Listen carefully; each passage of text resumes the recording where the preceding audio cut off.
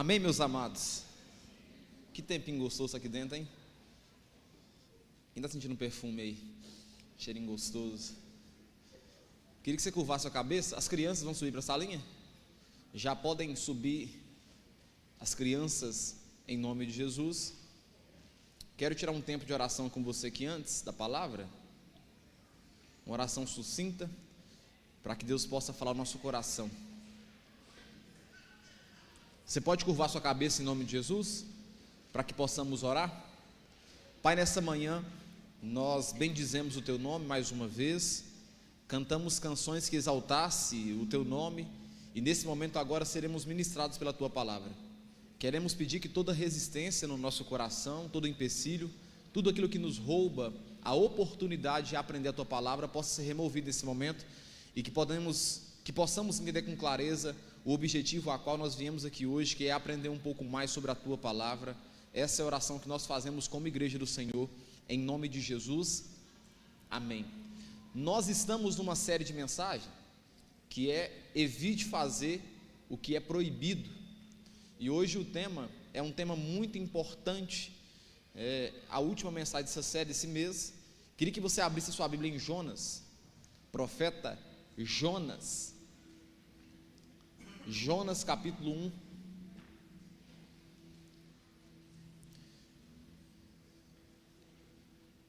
é um livro com 4 capítulos, não vai dar tempo da gente ler tudo, mas a gente vai ler alguns pontos importantes, depois eu volto pincelando, para que possamos entender algo aqui e tirar algo de proveito.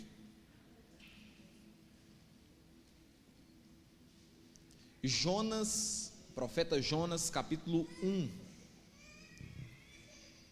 Nós estamos, irmãos, ajustando aqui ainda a igreja, amém? A imagem vai ficar um pouquinho melhor ainda, essa iluminação vai ficar da hora ainda, é porque a gente está aprendendo, também é novo para nós. Então daqui a pouco vai ficar tudo bacana. Tem 2 semanas nós estamos agarrados nesse trem aqui, de 5 horas da manhã mexendo. Aos poucos nós vamos ajustando aí para ficar melhor a nossa igreja. Todo mundo encontrou? Amém? O texto diz o seguinte, ô Luciano, está dando uma reverberação aqui na frente. Jonas capítulo 1, versículo 1. Veio a palavra do Senhor a Jonas, filho de Amitai, dizendo: dispõe-te, vai à grande cidade de Nínive e clama contra ela, porque a sua malícia subiu até mim. Versículo 3. Jonas se dispôs, mas para o que, queridos? Para fugir da presença do Senhor para Tarsis. E tendo descido a Jope, achou um navio que ia para Tarsis. Pagou, pois, a sua passagem e embarcou nele para ir com eles para Tarsis, para longe da presença do Senhor.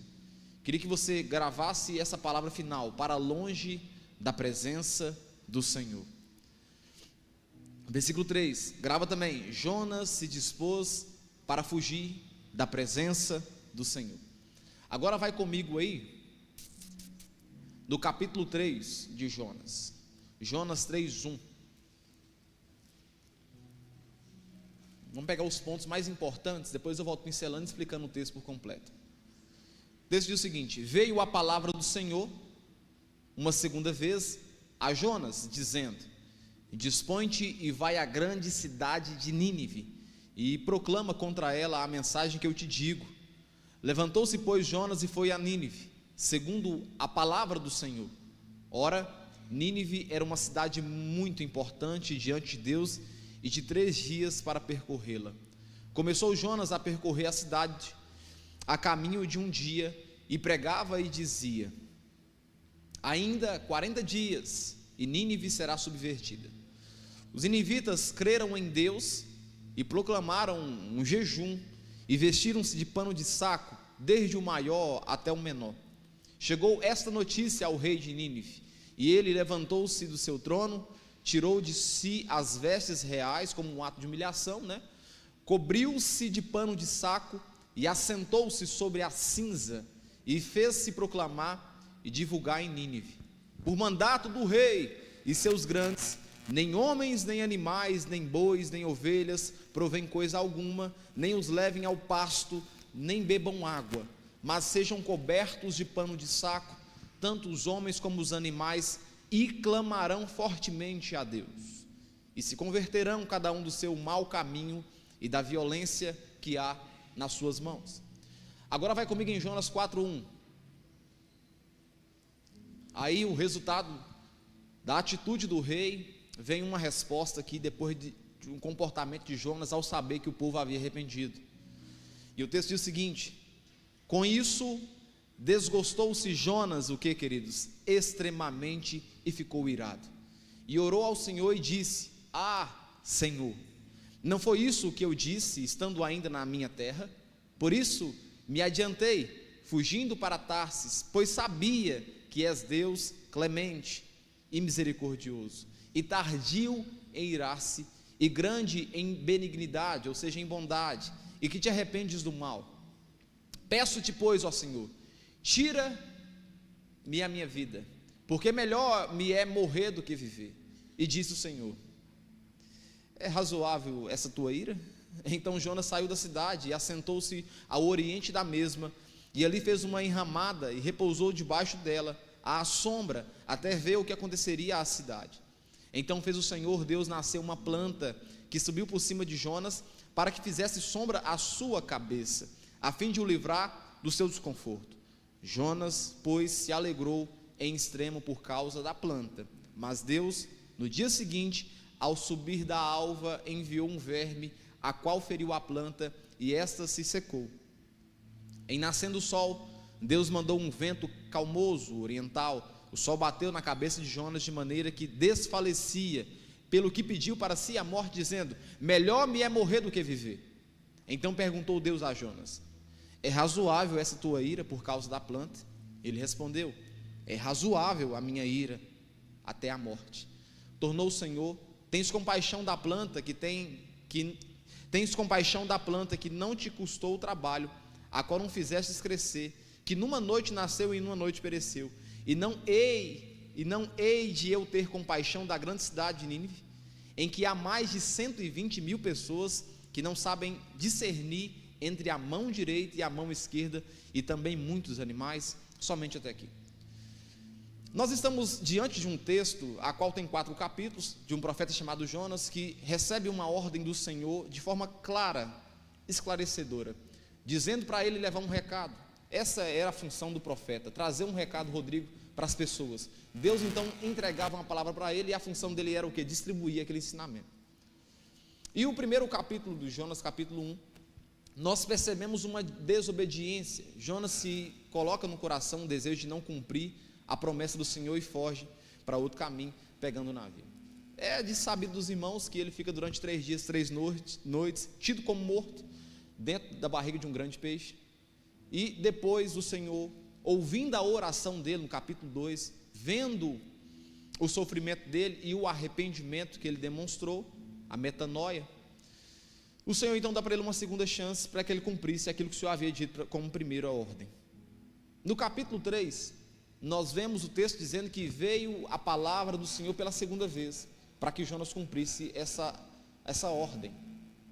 Então ele chega diante da grande cidade, e ele dá um aviso para todo mundo: olha, vocês estão entrando num processo de destruição, e o recado de Deus para vocês é o seguinte: ou vocês mudam de comportamento, ou vocês mudam de pensamento, de atitude, tem uma mudança radical de mente, uma metanoia, ou vocês vão tudo morrer.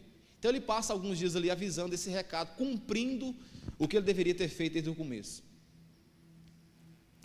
Para surpresa de Jonas, porque Nínive não é uma cidade que servia a Deus, servia muitos deuses, não o Deus de Israel, ele percebe claramente o povo naquele momento ali, fazendo algo que ele não esperava, Juninho, que era o quê?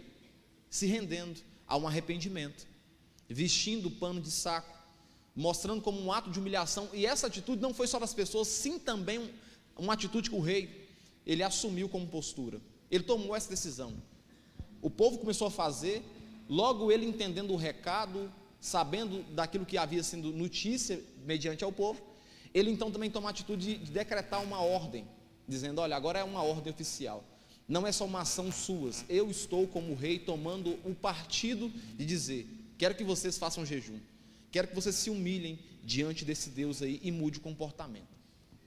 bacana demais. Quando você vai para o capítulo 4, 3, 4, você percebe outra coisa que está aqui de forma clara no texto, de forma assim perceptível. Nós percebemos o coração de Jonas, porque o texto diz que Jonas ficou com raiva, contrariado, chateado, porque ele sabia que Deus era bondoso e tardio em irar.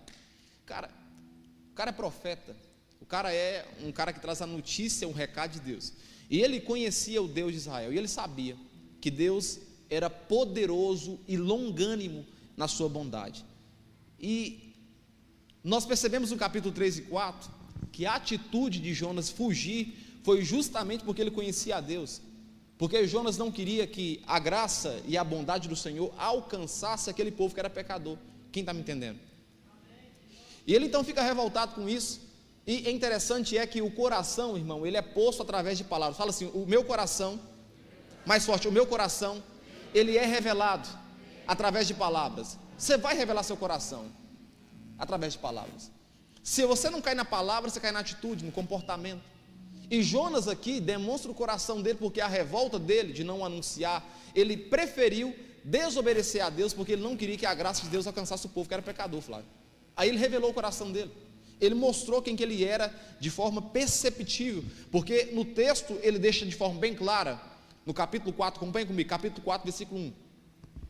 Depois que o povo se humilha, depois que o povo fica arrependido dos pecados, no capítulo 4, Jonas mostra o coração dele, dizendo o seguinte, e com isso, o que? Desgostou-se, o que, queridos? Jonas, foi de forma pouca? Não, extremamente, ficou chateado, e ficou irado, e orou ao Senhor, e disse, ah Senhor, não foi isso que eu disse, estando ainda na minha terra? Entenda uma coisa, olha que interessante, a palavra de Deus ela é perfeita. Estando ainda na minha terra, você vai ler no capítulo 1, 2, 3, você não vai ver ele falando nada disso com ninguém, ele está caladinho. A percepção desse texto, parece que ele pensou isso. Deu para entender, Gonçalo? Olha comigo, parece que ele está falando consigo mesmo. Com isto, desgostou-se Jonas extremamente e ficou irado. Bom, esse é o texto mostrando o comportamento de Jonas. Agora presta atenção, agora é a oração dele, e orou ao Senhor, e disse, ah Senhor, não foi isso o que eu disse, estando ainda na minha terra? Por isso me adiantei fugindo para Tarsis, pois eu, Jonas, sabia que és Deus clemente e misericordioso, e tardio em irar-se, e grande em bondade, e que te arrependes do mal, e que foge de fazer aquilo que é mal. Então nós percebemos aqui de forma clara, Jonas revelando o coração dele, e Deus então pega e faz com que ele pense, nasce uma planta ali, cobre ele do sol, ele fica todo felizinho, porque quando as coisas boas acontecem com a gente fica com um sorrisão aqui em cima, não é isso, Du? Todo satisfeito. No dia seguinte, o Senhor manda um verme para comer a planta, morre, e mais uma vez ele revela o coração dele, coração irado, e ele questiona ao Senhor, reclamando por que a planta morreu. O Senhor falou com ele, uai Jonas, eu acho engraçado demais seu comportamento, você é engraçado demais, cara, porque você quer que eu tenha misericórdia de você e preserve a planta para cuidar de você, mas você não quer que também que 1000 e tantas pessoas sejam salvos. Não te entendo assim não. E ali ele fica revoltado, o Senhor então dá para ele um ensinamento. Então nós entendemos aqui algo importante pegando a vida de Jonas. Primeiro comportamento que eu vejo aqui é um comportamento que Jonas demonstra de derrota. Fala assim comigo, evite fazer o que é proibido. E a primeira atitude, que é o tema de hoje, que o último tema é se entregar à derrota. Vira para esse irmão do lado como um crente batista das antigas e fala assim, é proibido você se entregar à derrota. Eu queria falar justamente sobre isso. O comportamento que Jonas demonstra aqui foi um comportamento de alguém derrotado. O comportamento que Jonas demonstra aqui é um comportamento de alguém que é fracassado. A palavra é forte, mas é essa, não tem como fugir dela. O comportamento que Jonas demonstra aqui é um sentimento assim periférico, porque ele demonstra uma atitude de não cooperação, mas de rejeição em ver Deus abençoando outras pessoas, dando uma segunda chance. E eu queria falar com você de algumas atitudes e comportamentos que levam pessoas a uma vida de derrota. O de Jonas foi esse coração dele amargurado. O de Jonas foi o coração dele não permitindo ver as pessoas serem bem-sucedidas. O comportamento de derrota de Jonas foi ver Deus querendo abençoar outras pessoas, dando uma segunda chance e ele se revoltando. Então esse é o comportamento que Jonas tem como comportamento de alguém derrotado. Essa atitude é uma atitude para um profeta que deveria ser proibido. Entenda uma coisa, irmãos, você precisa pensar que o poder e a graça de Deus não é só para a sua família, não é só para quem acertou a vida toda.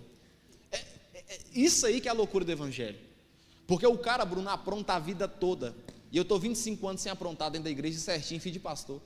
Aí o cara chega amanhã, Deus usa ele em profecia, em revelação, em dom de língua, e eu estou aqui 25 anos e nada. Se eu não tiver maturidade cristã, Ramon, eu acho injusto o comportamento de Deus em pegar alguém que estava pecando, blasfemando lá fora, e ele usando aqui dentro, e eu estou aqui, ó, um caminhão de tempo, Flávio, não ser usado.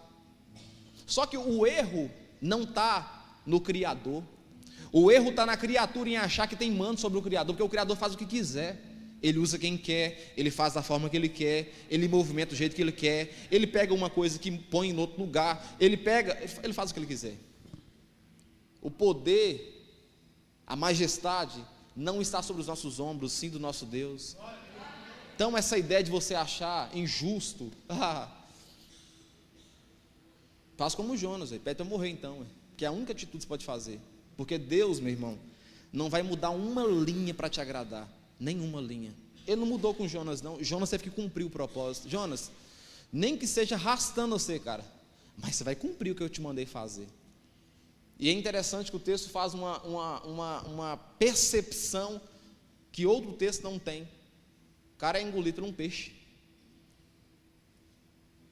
Acontece uma situação assim que nunca pensei, o cara é engolido por um peixe, mas ele tem que cumprir o que o Senhor mandou fazer. Então vamos lá, trabalhar alguns pontos com vocês aqui.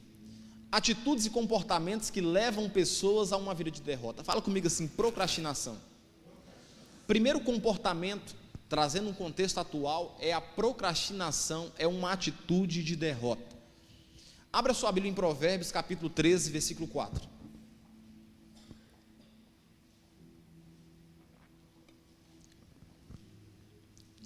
Provérbios capítulo 13, versículo 4. O preguiçoso deseja e nada tem, mas o desejo dos que se esforçam será o que, querido? Atendido. O preguiçoso, ele deseja e nada tem, mas o desejo dos que se esforçam. Perceba que a palavra desejo está para os dois aqui, a mesma coisa, para aquele que esforça e para o que é preguiçoso, não mudou nada. A única coisa que muda aqui é a atitude, o comportamento, a mentalidade. O preguiçoso, desejo, nada tem. Desejo, os que se esforçam, atendido. O que eu aprendo com você? É proibido ter uma vida levada, regada pela procrastinação. Sabe por quê? Porque você vai começar a desgostar da vida, você vai começar a enxergar as pessoas diferentes, porque automaticamente quando você não consegue avançar, a tendência é ficar notando aqueles que estão avançando e ficando com raiva. Então o preguiçoso cobiça nada alcança, mas os que desejam, o desejo dos diligentes são satisfeitos. Primeiro comportamento de derrota é deixar tudo para depois. Fala comigo assim, deixar tudo para depois é comportamento de derrota. Nós estávamos com um plano de fazer o que foi feito aqui, e eu liguei para o rapaz do forro aqui, e nós combinamos para poder colocar esse forro aqui na igreja. Durante a semana, o rapaz que ajuda ele a colocar o forro caiu de moto, e pastor Vinícius já tinha avisado aqui na igreja que nós colocaríamos forro na semana e não teria culto aqui. Liguei para ele, Brandão, e ele falou comigo que não poderia vir porque não tinha um ajudante. Falei, Brandão, nem que eu te busque ser de carro, meu amigo, eu vou em sua casa, te pego aí, eu arrumo aí 40 homens na rua, eu pago gente, mas você vai vir sim. Sabe por quê? Porque eu preciso executar uma obra que está sendo feita aqui na igreja, porque a igreja parou. E você deu para mim a palavra, eu não posso voltar atrás. Então eu vou me dispor a ficar 24 horas arrastando andando para você. Mas o que tem que ser feito, tem que ser feito. Quem está me entendendo? Procrastinação. Por que eu citei esse exemplo aqui? Porque se esse comportamento de procrastinação existisse, ficaria para colocar semana que vem. Aí semana que vem já não dá, porque tem outro compromisso. Aí mês que vem. Quem está me entendendo? Meu irmão, o que tem que ser feito, Ramon, tem que ser feito, cara. Tem que ser feito. Tem que ser executado, pô. Tem que colocar na prática. Porque a procrastinação vai minando você. Entenda uma coisa, você vai ter que fazer. Júlio Ismar, você vai ter que fazer, meu amigo. E não tem outro para fazer, a não ser que você tenha dinheiro para poder pagar. E nem sempre o dinheiro vai te ajudar, porque tem hora que você fazendo, vai fazer bem feito. Mesmo você pagando alguém para poder fazer, não faz do jeito que você quer, Julinho. Então, o primeiro comportamento que eu vejo que é proibido, você tem que evitar de fazer, é o comportamento da procrastinação. Meu irmão, pega para capar, pega para fazer, pega para executar, coloca em dia, organiza, bora para cima, senhor. Posso ouvir um amém? Pelo amor de Deus. Aí deixa para amanhã, deixa para depois, aí vai procrastinando, aí vai enrolando. Se era um leão para você poder vencer, agora já é 2, 3, 4, 5, 6, dá para você abrir até um zoológico, de tanto leão que vai ter agora. Outra coisa que eu aprendo com você, e essa aqui eu vou colocar em prática, eu estou precisando colocar essa aqui em prática, isso que foi para mim. Fala assim comigo: eu preciso parar de procrastinar para cuidar da minha saúde. Vai esperar adoecer? Vai esperar pegar uma diabetes para saber o que é tomar uma agulhada todo santo dia? Não pode parar com doce agora não? Eu não entendo às vezes a gente primeiro precisa sofrer, para no sofrimento querer mudar. Não é mais fácil a gente querer mudar antes de sofrer? Eu já estou vendo que eu estou precisando ir para a academia de novo, eu engordei demais, estou com isso na cabeça, está me incomodando. Eu nunca tive essas banhas lateral, eu estou tendo. Por quê? Porque eu procrastinei. Talvez seja compromissado fazendo as coisas aqui, mas é desculpa. Quem quer, faz. Quem quer, consegue. Quem quer, executa. Quem coloca na cabeça, eu tenho um trem comigo, quem coloca na cabeça, Flávio, dá conta de fazer sim. A não ser que você esteja limitado fisicamente. Mas o resto, Juninho, ou psicologicamente, o resto também tem que fazer. Então, primeiro comportamento que a gente precisa tirar aqui é a procrastinação, senhor. Outra coisa, buscar uma capacitação, meus irmãos, quando já se encontra em idade avançada, é mais difícil, não é verdade? Não é verdade? Então, pelo amor de Deus, enquanto você está bem, está podendo fazer, faz hoje, não deixa para amanhã. Pode ser que você consiga, mas com mais dificuldade. Aí tem menino, tem casa, tem prestação de carro. Quem está me entendendo? A procrastinação rouba o tempo oportuno daquilo que tem que ser feito. Estou dizendo aqui que quem está com a idade avançada não consegue conquistar os objetivos. Estou dizendo isso. Estou dizendo que deixar para depois vai dificultar muito mais a conquista de objetivos. Vamos para o segundo. Fala comigo assim: falta de objetivos claros. Você tem que ter objetivo claro, fixado na sua mente. O que você quer? Onde você vai chegar? Por que disso? Filipenses 3,14. Então, a atitude de alguém que se encontra na derrota é que ele não tem objetivos claros na sua mente. Ele não coloca um marco e segue para cima do negócio. Filipenses 3,14. O apóstolo Paulo, aqui nesse texto, falando aos Filipos, ele diz algo interessante aqui, é claro, numa perspectiva da fé, mas ele marca algo assim que é muito importante, que dá para aplicar aqui. Ele diz o seguinte: olha, eu prossigo para o quê? Para o alvo. Então, se ele prossegue para o alvo, é porque ele marcou na mente dele que existe um alvo. Quem está me entendendo? Ele não está simplesmente como aquela música, que tem uma música que fala, que uma música que não é cristã, que fala que qualquer vento pode deixar a vida me levar. Não tem uma música assim? Deixa a vida me levar, vida leva. Ele está dizendo que tem um alvo traçado. Ó, Kézia, Kézia. Ó Deus falando na terra. Ele está dizendo que ele tem um alvo, ele marcou um objetivo, e esse alvo aqui, meus irmãos, pode ser aplicado em qualquer contexto da sua vida. Deixa eu te perguntar, amanhã é seu dia de trabalho, e você vendeu o seu tempo de trabalho para alguém, para uma empresa. Então esse tempo não é seu, é daquela pessoa que você vendeu, ou da empresa a qual você faz parte. Você já tem na sua cabeça o que você vai fazer amanhã lá? Ou você vai chegar simplesmente e ver o que vai acontecer? Porque o funcionário que vai ser bem sucedido é aquele, belezinho, que já amanhece sabendo o que vai acontecer. Se eu mexo com trabalho com rota de rifa, o que eu tenho que fazer? Não, eu tenho que passar em tal fulano, em tal casa, em tal lugar. Quem está me entendendo? Se eu trabalho, por exemplo, aí com planilha de Excel, eu preciso lançar essa nota, preciso fazer isso. Você tem que traçar plano. Prossigo para o alvo, pelo prêmio da soberana vocação de Deus em Cristo Jesus.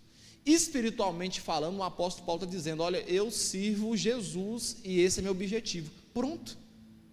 Pode aparecer amanhã qualquer tipo de santo, qualquer tipo de religião, mas eu já tenho um alvo traçado e vou seguir para a poderosa vocação em Cristo Jesus.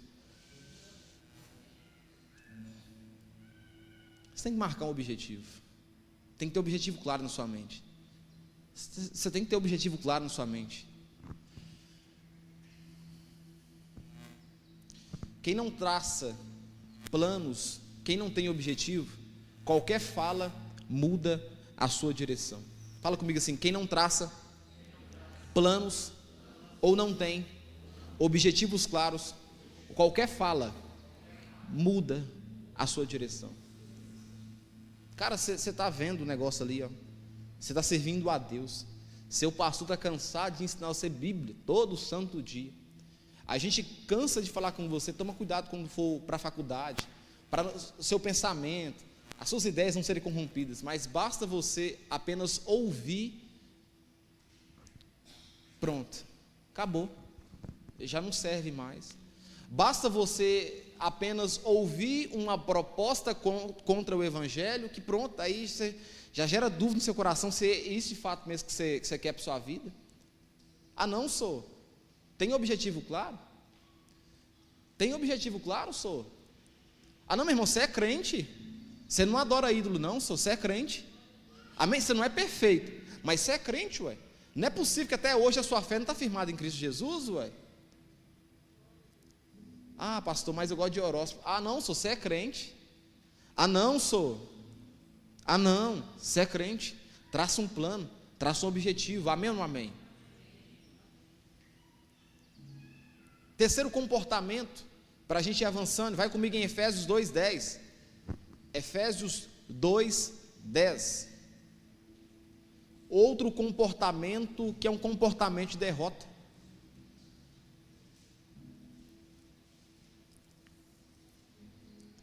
Efésios 2:10. Então evite fazer o que é proibido. É proibido você não ter planos ou metas de forma clara. Efésios 2:10 diz o seguinte: pois somos criação de Deus, realizadas em Cristo Jesus, para fazermos boas obras, as quais Deus preparou anteriormente para que nós as pratiquemos. Terceiro ponto: autoimagem negativa. Autoimagem negativa. A autoimagem negativa é um comportamento de derrota. O que seria isso, pastor, numa prática? É você se enxergar como alguém pequeno, como alguém derrotado, como alguém que não merece. Meu irmão, você merece sim. Não é porque você é bom, mas porque Cristo, na sua bondade, amor e compaixão, te alcançou. Levanta a sua cabeça, só. Pelo amor de Deus, tira esse sentimento de derrota do coração, da mente.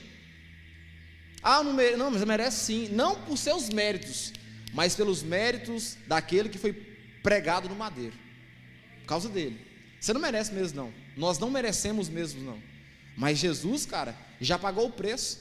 Quando você tem uma imagem errada sobre você está ofuscando a glória de Deus, porque ele diz lá em Gênesis que nós somos feitos à sua imagem e à sua semelhança, poxa. Fala para esse irmão do seu lado, isso é bonito, cara, com todo respeito, isso é bonito, isso é bacana, você está bem vestido, senhor. Você é cheio da presença de Deus, poxa. Amém ou não amém, irmão? Você é bonita, irmã, você é bonita, minha irmã. Vocês são bonitos, gente. Gente, nós somos um povo bem, cheio da presença de Deus. Não baixa espírito ruim em nós, não. O único espírito que baixa é o Espírito Santo. Pelo amor de Deus, vamos se alegrar. Então aqui, ó, autoimagem negativa. O que seria isso? Na perspectiva que você se enxerga, você exigirá as coisas ao seu redor. Outra coisa que eu aprendo com você. Entenda uma coisa. A forma, Kátia, que você se assustou, né? Que você se enxerga é a forma que você vai exigir as coisas ao seu redor. Se você se enxergar como uma coitada, qualquer coisinha tá bom. Qualquer trem tá bom, qualquer amizade tá bom, qualquer coisa que fizer tá bom, qualquer comida tá bom. Quem está me entendendo? Porque é a forma que você vai exigir. Agora, se você se enxerga como você precisa se enxergar, você vai olhar a sua roda de amizade. Você fala, cara, esse cara não é um cara bacana para mim poder andar. Eu tenho um comportamento, pelo menos eu alinho a minha vida para ter uma vida assim mais balanceada. Então eu não posso andar com esse tipo de gente. Ah, pastor, isso é um preconceito. Não, não é preconceito, isso é questão de lógica. A palavra de Deus diz o seguinte: as más conversações o quê? Pronto, não foi eu que disse isso, foi Jesus que disse isso. Então tem coisas que eu preciso pensar. E outro comportamento é me enxergar, poxa. A forma que você se enxerga é a forma que você vai se comportar, exigir das pessoas ao seu redor. Os ambientes que você vai frequentar, se você se enxergar como um Zé Ruela, como um Zé alguém, qualquer lugar te cabe. E o salmista, no Salmo 1, diz que existe uma roda chamada roda de quê? Dos escarnecedores. Então não é todo lugar que você é bem-vindo. Mas quem não entende isso, acaba tendo o quê? Uma vida de derrota.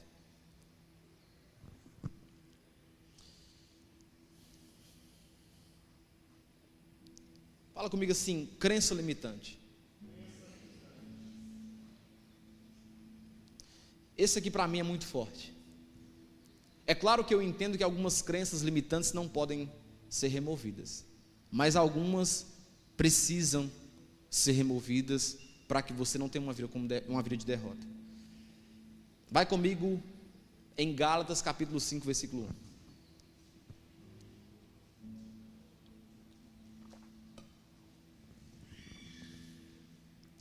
Crença limitante. Gálatas capítulo 5, versículo 1. Vamos ler todo mundo junto aqui em cima? 1, 2, 3.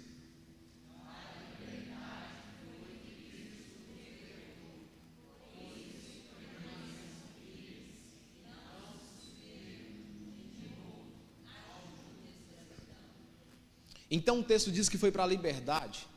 Não é libertinagem. Liberdade. Libertinagem é uma coisa, liberdade é outra. Totalmente diferente. Libertinagem seria a parte periférica. Liberdade não. Então o texto diz, foi para a liberdade que Cristo nos libertou. Aí o conselho é, não voltem de novo. Não se submetam de novo ao jugo de escravidão. Jugo é a canga que é usada no animal lá para colocar nas costas. Quarto tópico aqui, crença limitante. Dá uma dica para você aqui, dentro desse parâmetro aqui de crença limitante. A gente é criado num contexto, humanamente falando, que alguns princípios a gente nem pensa para poder ver se de fato aquilo precisa ser executado. Por exemplo, naturalmente, quando a gente topa com alguém na rua, né, no contexto do dia a dia, nós cumprimentamos o outro com um bom dia, quem é crente com a paz do Senhor, graça e paz, enfim, existe um cumprimento, certo? Aí nós pegamos essa ideia e colocamos em toda a perspectiva da vida e enxergamos que tudo em todos os ambientes tem que ser assim. Eu queria quebrar algumas crenças limitantes para você poder viver mais em paz com você e não entrar numa vida de derrota. Você quer um exemplo? Por exemplo, ficou redundante, né? Um exemplo. Seu patrão, o cara que te paga, a função dele é o quê, Flávio? te pagar, só. Ele não tem que ser seu amigo, ele não tem que ser seu camarada, ele só tem que o quê, queridos?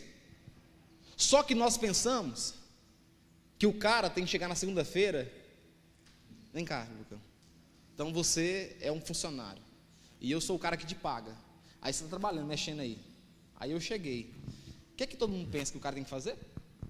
Lucas, cara, bom dia, cara, rapaz, ó, não,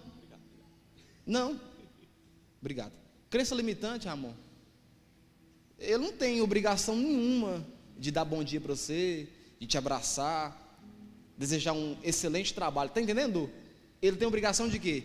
No dia 30 ou dia 10, pôr o cascalho em sua mão. E você tem obrigação de quê, Rodrigo? Prestar um bom serviço. Só que a crença limitante faz com que eu pense que todos os ambientes as pessoas são obrigadas a fazer algumas coisas. Seu esposo, sua esposa, não tem que concordar com tudo, não. Com tudo tem que concordar. Tem não, tem algumas coisas que não vai concordar e tem que fazer mesmo concordando. Quem está me entendendo? Só que a crença limitante, a mentalidade de derrota, faz com que eu só tenha vida boa com as pessoas se tudo estiver bem. Meu irmão, você não tem que sorrir para mim, me achar que...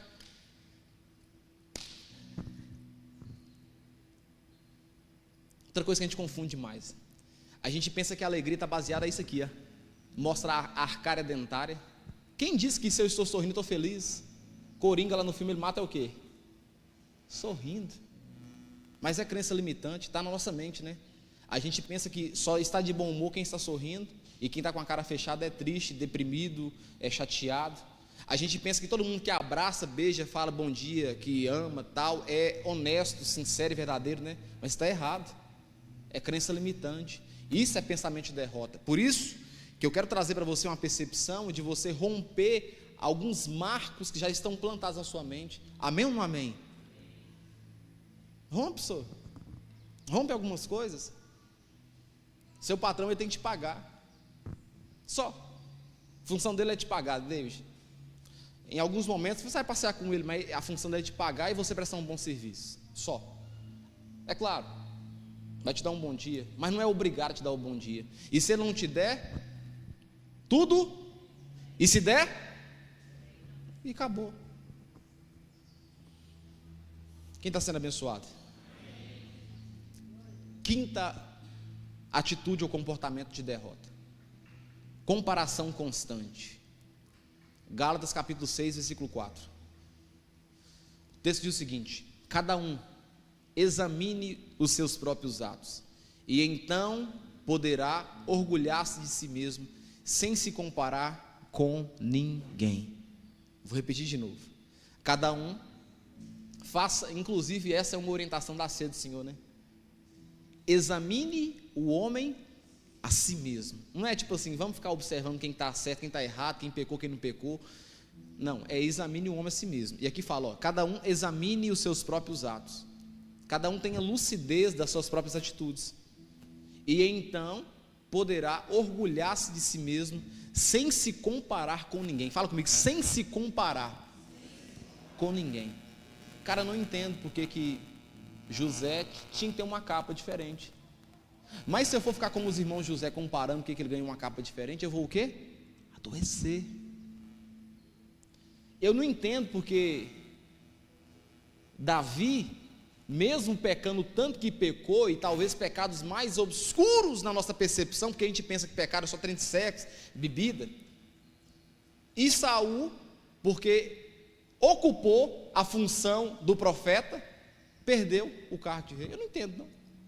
Mas se eu for ficar o tempo todo comparando as coisas, as pessoas, as situações, eu vou o quê? Adoecer. Eu não entendo porque tem gente que não serve a Deus, não tem temor de Deus, é bem sucedido, e eu que sirvo a Deus, temo a Deus, não sou tão bem sucedido como aquela pessoa. Eu não entendo isso não. Mas se eu for ficar com a minha mente limitante o tempo todo, Bruno, comparando, eu vou o quê? Adoecer. Ah, pastor, mostra na Bíblia, Gênesis, Caim e Abel. Cara, por que Caim não só ofertou de novo o negócio? Por que Caim só não reparou o negócio? Não, mas ele foi comparar. Ele observou que o irmão dele havia sido bem sucedido e ele não. Era só a carniça do cara ter o que mudado o coração dele e oferecido um trem novo. Não. Ele preferiu arrancar a vida do irmão, porque ele fez o quê? Ele comparou. Então, a comparação constante, ela faz com que nós tenhamos uma vida de derrota. Irmão, esteja satisfeito com o que Deus te deu. Deus só vai te dar mais se você estiver satisfeito com o que você tem. Eu não tenho um pouquinho de inveja de ninguém. Eu até queria saber qual que é o sentimento de inveja, porque eu não tenho inveja de ninguém. O que é seu, o que é meu, e se Deus quiser me dar, Ele me dá, se não quiser me dar, não me dá também, e está tudo bom, desde que não falte aquilo que Ele promete na palavra dEle, alimento, roupa a vestir, está tudo bom. Comparação constante. Porque para outro é mais fácil. Você sabe da história do cara? Você conhece o porquê que é assim? Você viu, você estava lá? Então, esse comportamento de comparação constante é um comportamento, uma atitude de derrota que tem que ser proibida da sua vida. Isso é desmerecer, senhor. Isso é ofuscar. Isso é roubar. Isso é omitir. Você estava lá, você viu? Você comprou? Sabe se é um sonho daquela pessoa? Sexto ponto. Fala comigo assim, falta de autodisciplina. 1 Coríntios 9, 24. Vocês não sabem que entre todos os que correm no estádio, apenas um ganha o prêmio? Corram de tal modo que alcancem o prêmio. Todos que competem nos jogos se submetem a um treinamento rigoroso, para obter uma coroa de longo perece. Mas nós o fazemos para ganhar uma coroa que dura para sempre. Falta de autodisciplina. E eu vou aplicar isso aqui na perspectiva espiritual, para que você possa entender. Tem quanto tempo você não faz um jejum? Traz na sua memória qual foi a última vez que você fez um jejum. Um sacrifício que nós dizemos que é sacrifício para Deus, mas não é para Deus. O jejum é para me abençoar. Eu que sou abençoado através do ato do jejum. Deus recebe, mas quem é abençoado, belezinho? Então o jejum não é para Deus assim, não é assim, da forma como a gente entende. Qual foi a última vez que você pagou um preço? Você é constante nos cultos? Você participa dos cultos? Você é constante?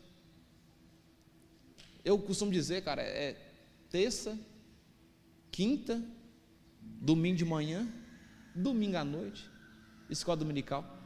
É muito pouco. Brinco direto com meu pai, fala, pai, se eu fosse Deus, eu seria mal demais, porque eu ia cobrar trem demais desse povo.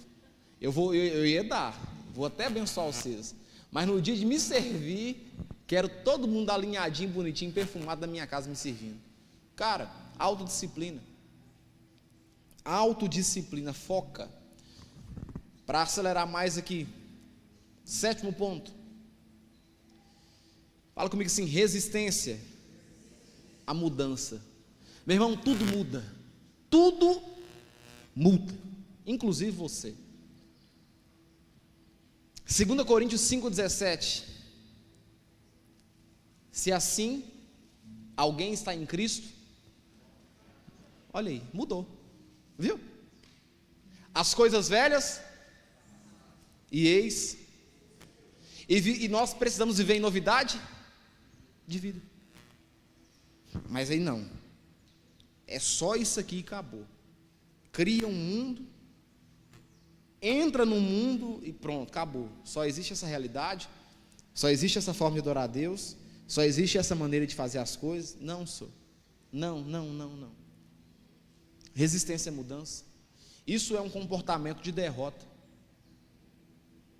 Você precisa entender que as coisas mudam, pessoas mudam, visões mudam, comportamentos mudam, ambientes mudam também.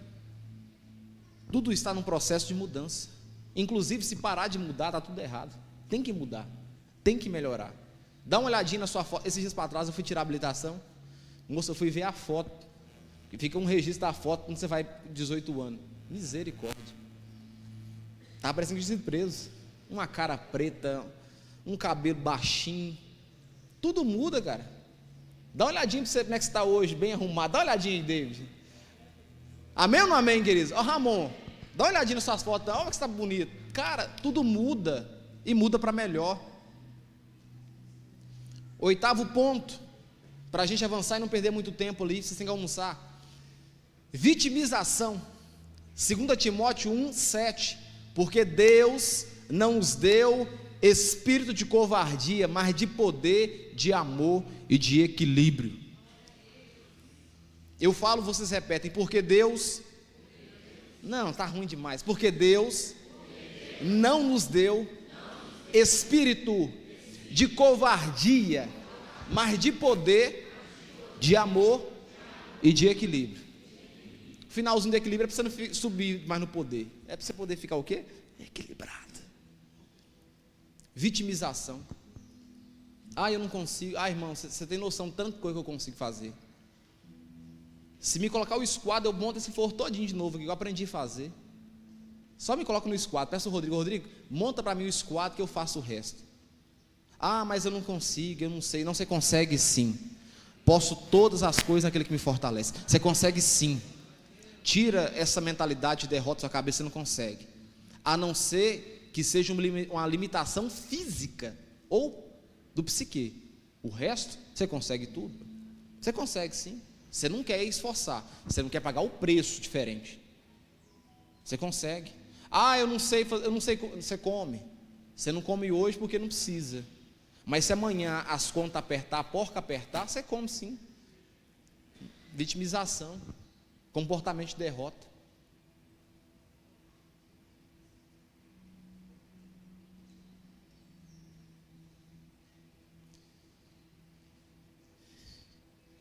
Tinha mais aqui, mas eu vou pincelar só mais um outro aqui, que é o penúltimo.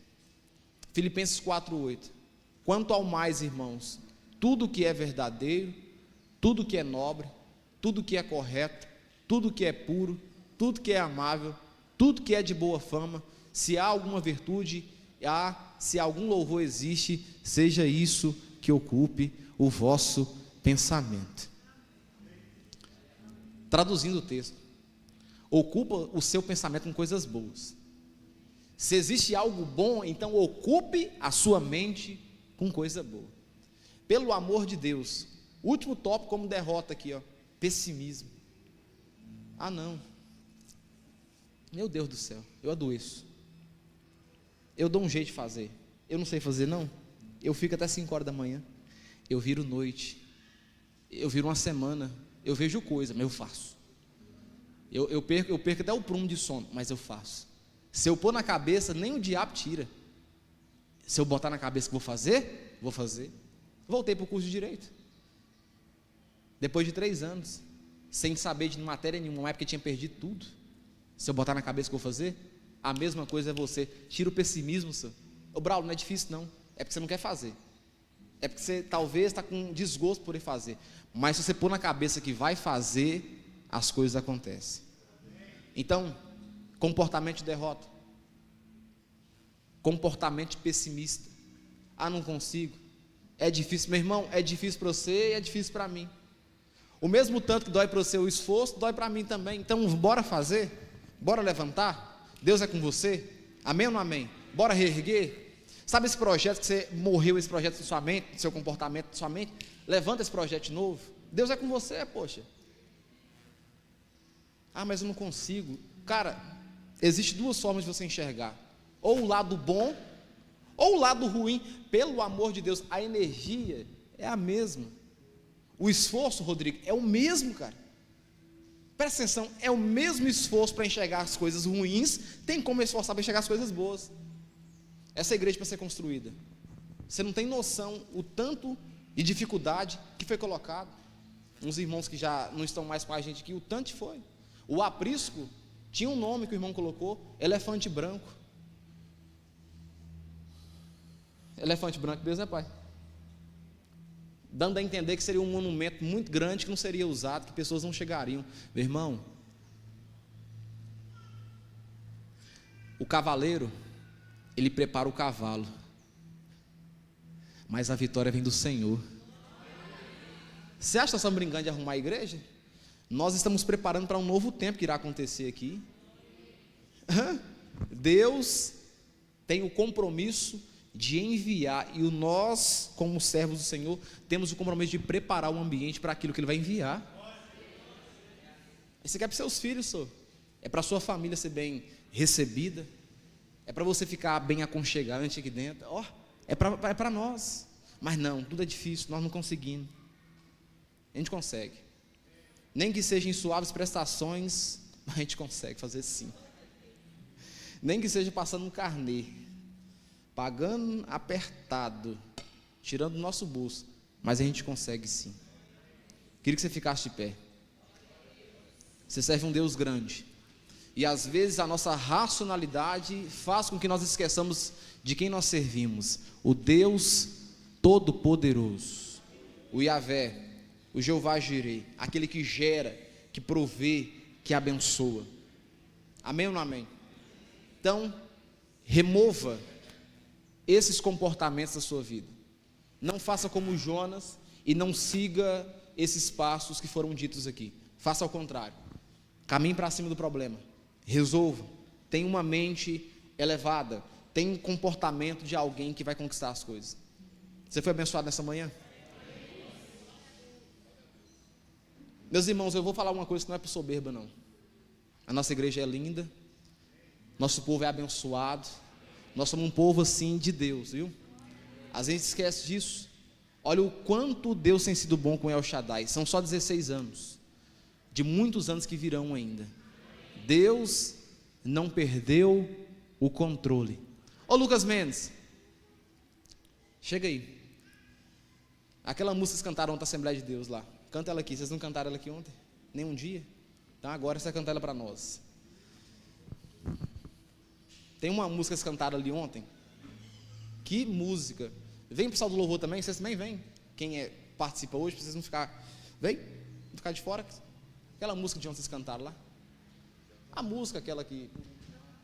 Aquela vocês não cantaram aqui na igreja, não. Vocês cantaram lá e não cantaram ela aqui. É deserto? Aí, ó, você sabe, tá vendo? Vocês estão fingindo que não sabem, mas sabe.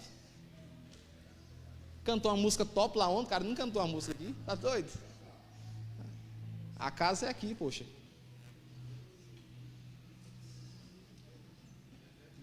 Vai, deserto, que seja as que você cantou, que você não cantou lá ontem. Bora, Mendes, desembola. Tava todo de terno lá ontem, aqui você cheio de onda, rapaz. Olha o Tiago aí, moço. Você foi abençoado essa manhã? Bora, Nemir, você também conhece a Rafaela.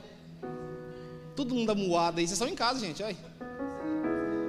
O Mendes sabe qual que é, essa é aquela.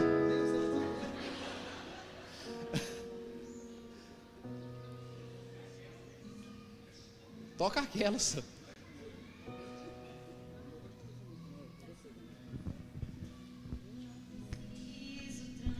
É essa. Que no deserto. Levante suas mãos. Cuidando de mim, de lugar altos não vou me lançar, só para demonstrar o teu poder. Não preciso ver fenômenos para crer em ti. Não troco nossa comunhão pelo prazer de conquistar palácios, riquezas. Como num deserto isso vai passar. Por isso resistindo estou. E quando a minha força se esgotar, o teu anjo vai me alimentar. Te adorar.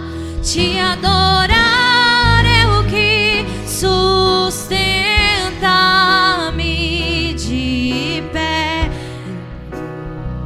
Não vou perder a guerra, te louvar em meio às tentações. É mais que estratégia. Posso não ver o amanhã, mas hoje sei Que esse deserto que este deserto vai chegar ao fim. O Senhor está cuidando de mim. Eu não preciso transformar pedras em pães para provar que no deserto tu estás cuidando de mim. De lugar altos não vou me lançar, só para demonstrar o teu poder. Não preciso ver fenômenos pra crer. Não troco em ti. Não troco nossa comunhão pelo prazer de conquistar palácios, riquezas. Como num deserto isso vai passar, por isso resistindo estou. E quando minha força se esgotar, o teu anjo vai me alimentar. Te adorar é o que sustenta-me de pé. Eu não vou perder a guerra. Te louvar em meio às tentações é mais que estratégia. Posso não ver o amanhã, mas hoje sei que esse deserto vai chegar ao fim. O Senhor está cuidando de mim. Te adorar é o que sustenta-me de pé. Eu não vou perder a guerra. Te louvar em meio às tentações é mais que estratégia. Posso não ver o amanhã, mas hoje sei que esse deserto vai chegar ao fim. O Senhor está cuidando de mim. Glória a Deus, aleluia. Suas palmas louvam o nome do Senhor.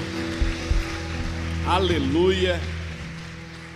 Nós já estamos finalizando, mas queremos cantar parabéns para aniversariante. Cadê o pai dessa, tá ali, né? O pai dessa criança. Vem também, vó dessa criança. Olha ela toda se ajeitando, hein? A pessoa quando é bonita, ela nem precisa se ajeitar não, senhor. É quantos anos minha filha está fazendo? Quantos anos, minha filha? 10 aninhos. Quanto? 10 aninhos. Fala. 10 aninhos. Faz com o dedinho. Como é com o dedinho para me ver? Com o dedinho. Assim. Tira a foto. Faz os 3 dedinhos para ela tirar a foto lá, ó. Põe os 3 dedinhos. Isso. Segura. Tirou? Deu certo? Vamos cantar parabéns? Vamos lá, Thiago? 1, 2, 3. Peraí. Tem mais alguém fazendo aniversário? Olá, um grande homem, grandão da Galileia. Tem mais alguém? Alcione, vem também, quero cantar parabéns pra você, com seus cabelos afogueados. Dona Vilma também? Ei, olha o tanto de gente fazendo aniversário. Onde já viu um aniversário desse, passarinho cantando, ó? Não tem problema, a sua beleza irradia esse lugar. Tem mais alguém? Então agora, 1, 2, 3.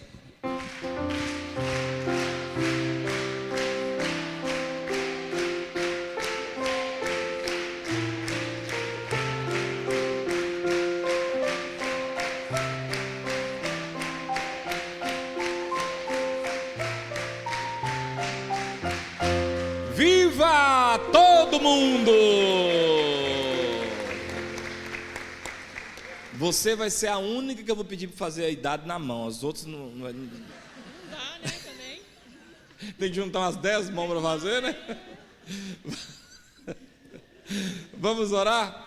Pai, nós queremos abençoar a vida de todos esses irmãos e irmãs preciosos. Temos um carinho com o nosso povo e pedimos que o Senhor os abençoe, derrame sobre eles a tua graça, a tua bênção, que o Senhor os prospere muito, muito mesmo, dando saúde, dando vida, realizando sonhos, é o desejo do nosso coração. E toda a igreja juntos vamos dizer... Amém. Parabéns, Deus abençoe. Cumprimentem uns aos outros aí. Queridos, erga suas mãos aos céus. Que a graça de Deus, as consolações do Espírito Santo e o amor de Cristo Jesus esteja sobre a vida dos irmãos. Amém. Tem estrogonofe ali sendo vendido, acho que é R$15, é para ajudar o pessoal aí. Adquire, compre. Deus abençoe.